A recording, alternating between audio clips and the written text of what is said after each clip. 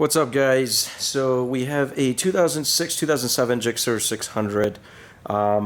It wasn't a wreck. I know the guy who actually wrecked it. Him and his girl were on it. Basically, a truck pulled out in front of them, and unfortunately, there was another bike next to him that they were riding with another guy and a girl that they knew, very good friends of theirs. And when the truck pulled out, he happened to try and swerve last second, but they ended up hitting the truck, both passing away. And the guy who had this GSXR essentially hit their bike, and it bucked them off too. Both of them are alive, so it's kind of a rough situation.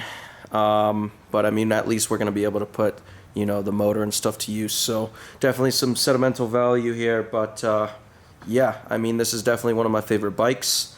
My first bike was a 2006 GSXR 600, and I basically know these bikes inside and out now. Harness, engine, everything.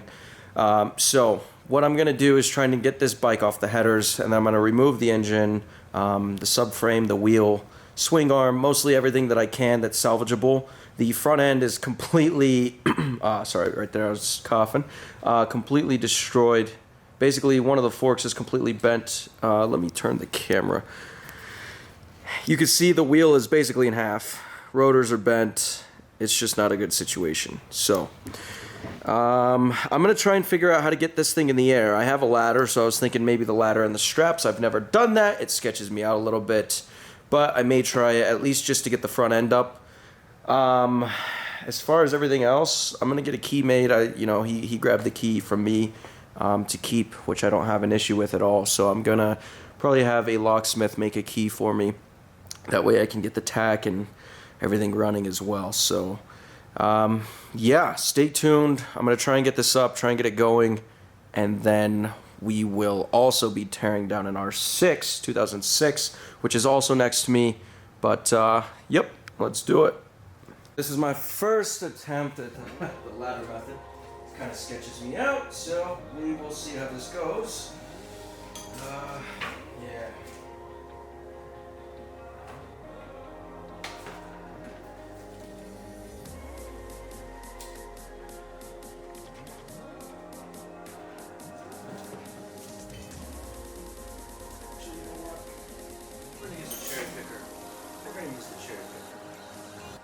I don't like this. I don't like this at all. Don't know why, I don't like it. This doesn't feel right. We're gonna use the cherry picker. Alright, so usually I'd use my chain, but it's on the Lexus. I think this will hold up perfectly fine. I mean, I picked most of this bike up myself, so I don't think it's gonna be too much of an issue. We're just gonna go through here. Just pick it up from there. Something like that. Just to secure it. Go through here. Here. About. Let's see if that'll work. It should work. So we'll put that right there.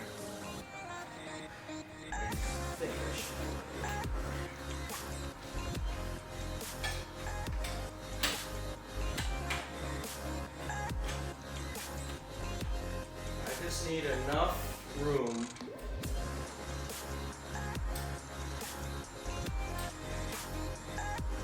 put some jack stands underneath without the rear falling, as long as we're even.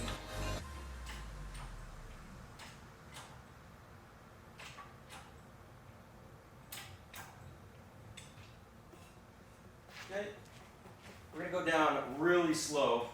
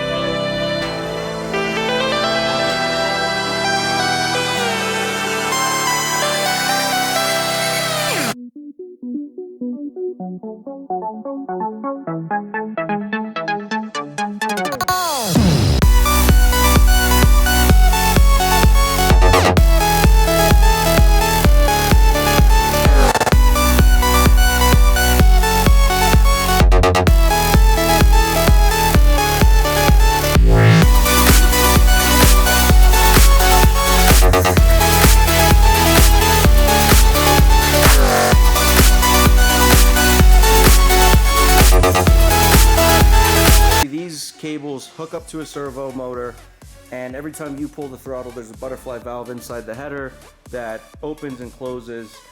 So we're just gonna cut these. A lot of people delete them. On every bike that I've had, I've always deleted them. There's not really any, I mean, you get more power and things like that, more instant gratification with your throttle. So I'm gonna go ahead and cut those and then drain the oil and go from there.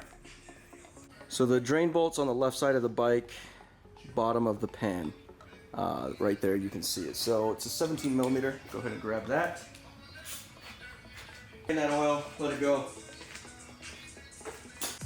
Okay, on the harness, you're gonna have your, this goes to the fuel tank usually. So go ahead and disconnect that from the fuel tank. Go ahead and take your injector plugs off. There is a top and a bottom. So here's the top.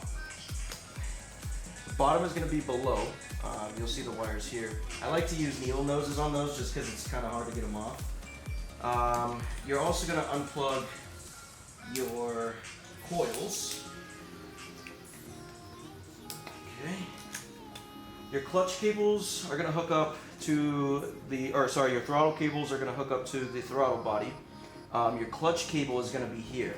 So if you have anything connected, you can either disconnect the clutch cable here by taking this off, loosening that, and then either taking it all the way out here, or you could take it off on the upper side where the handlebar is. Personally, I like to just do it down there because I swap engines and it's way easier. In flathead as well, some of these connectors are a pain to get out. So I like to just take the flathead, put it there, and pull with the same hand. Sometimes, like I said, it is a pain to get these out. Sometimes they're nice, other times they aren't. So go ahead and just start getting most of this out. There's gonna be some here. Also on your secondary controls here. Flathead will come in handy for a lot of this. So let's see.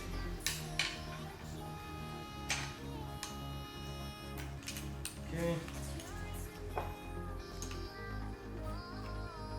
Usually I loosen the throttle bodies, but I might just leave them on right now because I just need to get this disconnected, so I might just pull them out with it. I'm basically just disconnecting everything since this motor is not going back in. Here, it's always these damn 3-prong connectors that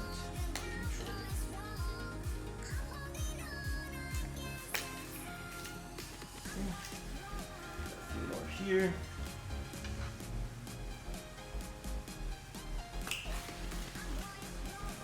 Grab your needle noses. Again, this is how I do it here. I grab the clip and then the other side they just pop off. Okay, so once you have most of this disconnected, there is a ground that goes all the way down to the starter. So you can either take the 10 millimeter bolt off of that and then take it off the starter, or just remove that up there. Just for convenience because of what I'm doing. I'm just gonna unscrew it up here. All right, so go ahead and remove that wire. You're also gonna wanna remove the shifter, shift lever, or not the shift lever, the shift rod, 10 millimeter bolt. This has to come off because you can't drop a motor while this is on. It just won't work. Just won't work. Keep oil drain bolts back into the pan. Tight enough where it's not going to leak, and tight enough where when you're dropping it with a jack, it doesn't bend the bolt in the pan because you will ruin that pan. Rear wheel needs to come off as well because that gives you slack to get the chain off of the front sprocket. So most of the time as well, I will take that front sprocket off. So let's go ahead and do that too while we're at it. Going to come off. So it's just 8mm bolts. You're putting it back on. Make sure you remember where those bolts go. Okay. It should pop out with our cable. Okay, and now we're going to do the rear wheel. So let's work on that one here. Okay, so to get the motor out, there's going to be a mount here, a mount down here. Both of these are 14s. You hold the nut on the other side with another socket. I like to use an impact. Hit this side while I'm holding the other one. The nut comes off that end. This becomes loose. There's also 2 Allens up front. See if I can zoom in. Right about there. Those are also front motor mounts. That keeps the bike in, or the motor in the bike. On these bikes there are adjusters, basically, and there is a tool that you can get from Motion Pro that goes on them. You can also, well, a lot of people basically shave their own socket. Let's see if I can get this to focus. Basically, this goes on that. You can loosen it and then loosen the adjuster. So I like to use it. It's easy. I didn't want to shave the socket. That's just too much work for me, so I ordered them on Amazon. So set up your ratchet on both sides. Impact, whatever you're doing. Sometimes I sit on the bike. Sometimes I just hold them. Okay. Bolt off. This literally comes out. This literally comes out. Both come out. Now we're gonna do the front motor mounts. Generally speaking, you want something underneath to kind of push that motor up to get the weight off of those mounts. It's going to be a lot easier to get them out. You won't strip anything. It's gonna make your life way better. We're gonna depend on that cherry picker to hold the bike up. So I like to just hit it with the jack, just one tiny little notch. That way, there's no pressure on the mounts while I'm pulling them off. Okay? Most of the time you'll have a stand on the front. This is missing out the frame, so we don't have a stand.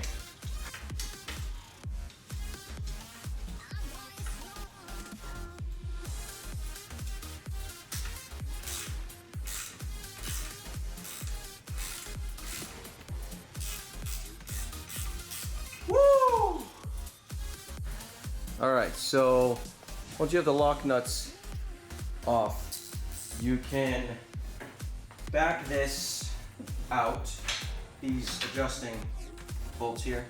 Really use an extension. This is where it's going to get a little tricky. Basically, when you back these out, it's going to release a lot of pressure on that motor because it's basically a lock tab. So you just loosen them like that. You saw that motor drop. It's gonna want to go forward. We just gotta be careful because we don't want this engine to fall on those jack stands. Same thing with here. Okay, we're loosening them up now. All right, I'm kind of holding the motor a little bit. Go ahead and use your jack to sort of lower it.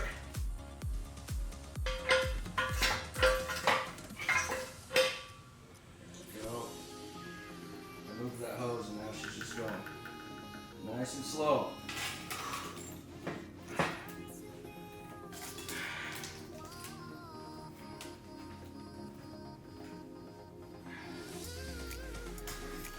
Oh, shit.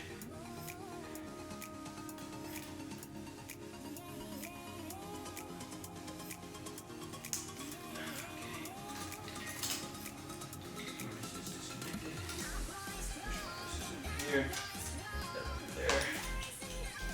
It's still being held up over there by that. So I didn't have a, obviously I couldn't use a stand. So we had to do it this way.